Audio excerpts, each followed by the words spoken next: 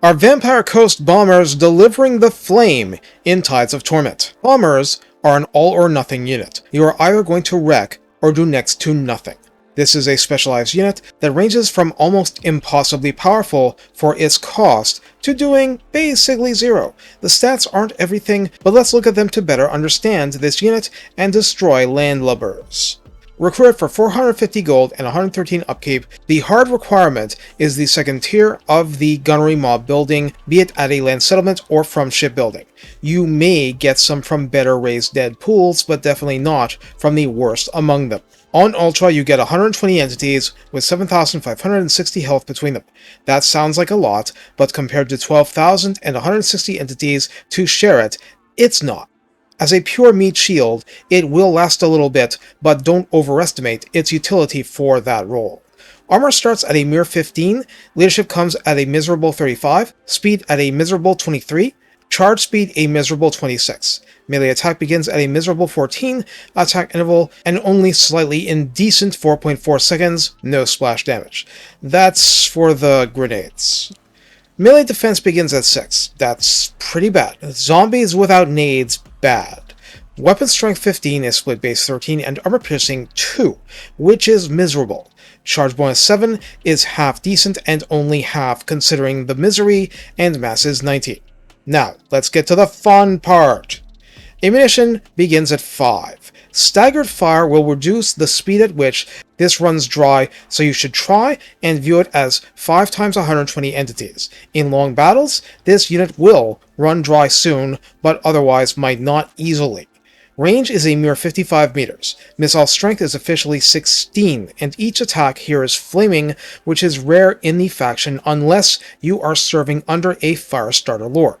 The nades do a single point of base damage on impact, the minimum possible, but the explosion with a 3-meter radius per nade, there are 120 of these per full volley, remember, inflicts base 12 and armor piercing 3 damage. Again, 120 of these are going off in a full volley. Reload time is a flat 10 seconds. Total accuracy of 20 means modifying the other stats is at a painfully ordinary level. Calibration distance 50 means they don't really get less accurate, and calibration area 2 meters means individual grenades are somewhat likely to hit an individual enemy, but do not doubt, this is a blanket volley unit. It's there to spread the pain across an infantry formation. It's undead, it causes fear, it can hide in forest, and black powder aplenty means that it will do plus 30% damage until it is below 80% ammunition. In the Redline skills, Reanimated Marksman at 3 pips adds plus 18% ammunition and plus 8% weapon strength. What's 5 plus 18%? 5.9. It'll round up to 6. What is 5/6 in percentage? 83.3%. So, the first 2 volleys will still benefit from black powder aplenty, but not a third. Rank 7 or higher hardcore get armor plus 12, missile strength plus 12%, and spell resistance plus 15%. The tech tree gets cute because there's so many hybrid unit techs, you have to fight to get to them. Salvage Cruise grants plus 10% casualty replenishment for all zombies. Silver Musket Ball and Cutlass gives bonus versus infantry plus 3, that's in melee. Hardened Pirate Scum gives plus 2 recruit rank, Marines Upkeep gives minus 15% upkeep, which is nice, and Unliving Reflexes slaps on melee defense plus 5. In the Gunnery Mob section specifically, Gunnery Cruise gives plus 5% missile strength, Black Powder Oxides adds another plus 5% missile strength, Stolen Imperial Ordnance is all but useless for it due to low AP missile damage, and Percussion Caps adds plus 15% ammunition, which is absolutely not trivial. This gets ammunition to 7 rounded up. Various ancillaries and banners can help further, but this is not a high tier unit. So how do we use these zombie pirate gunnery mob bombers? Let's get this out of the way. A gunnery wight using enchanted ballistics won't actually add much because the accuracy is semi-irrelevant to its main use, though it would be relevant helping burn down a lord less armored than Grimgore. Yes, knockdowns usually prevent damage, but knockdowns can help your side passively, and the grenades are very generous with what they're allowed to damage when it's infantry. Gunnery whites can, however, feed ammo to a bomber's unit that would otherwise be completely dry and all but useless. If you are getting value, the bombers can put far more pain into standard infantry than the white itself, even with his special abilities, so restock is a path to victory. With that out of the way, and knowing this is far below the level of decency even Slaanesh units would be comfortable with in melee, this thing wrecks in certain very specific situations. And I say specific, it is and it isn't. Source warriors are a bad case, and a case you encounter frequently as Harkon because they're fewer entities, higher health, 60 armor plus, and all that muffles effectiveness. For things less armored than those, and that's a lot in the game, here's the deal. Shields are irrelevant against grenades. Ship's company with 55% missile block shields, blown away. Spearmen, blown away. Lothern Sea Guard, blown away. Dread Spears, blown away. Bleak Swords, blown away. Dark Shards with shields, blown away.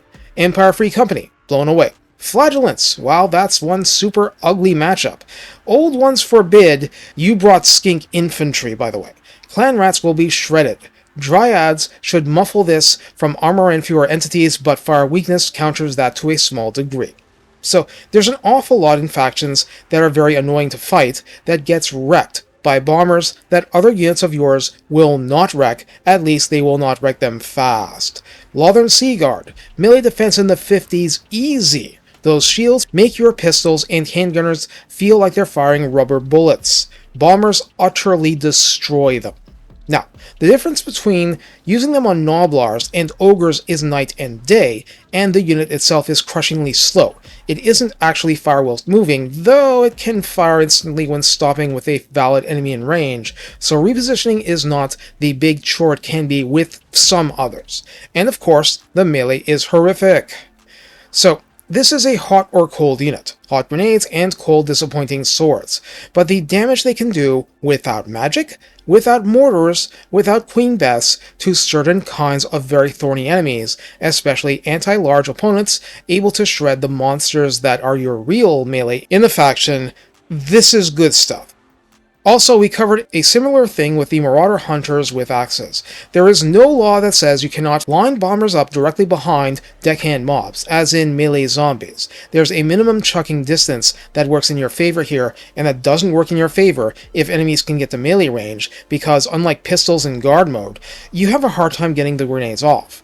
Moreover, there is no law that says you can't put them behind gunnery mobs, like pistols or handgunners or hand cannons. You can do that. You can also do it with rotting Prometheans that just do not care about the splash damage. This is the absolute minimum you need to succeed with bombers. However you end up using them behind lines or checkerboard or chevrons, you will notice the bombs have a physics-based stagger of the enemy. This is not a contact effect, it's just being knocked around physically. This can buy split seconds for your guns to put in the hurt. But in the end, this is not a high-tier unit, and you should not get attached to them for when they hoist themselves on their own petards, which is they blow themselves sky high. They're zombies. Stuff happens. The idea is to blow away a lot more of the enemy than your own. Against balanced opponents, you usually can. But this only works when it's part of a balanced damage diet filled with lots of lead. Take care, and have fun burning your way into the enemy's heart.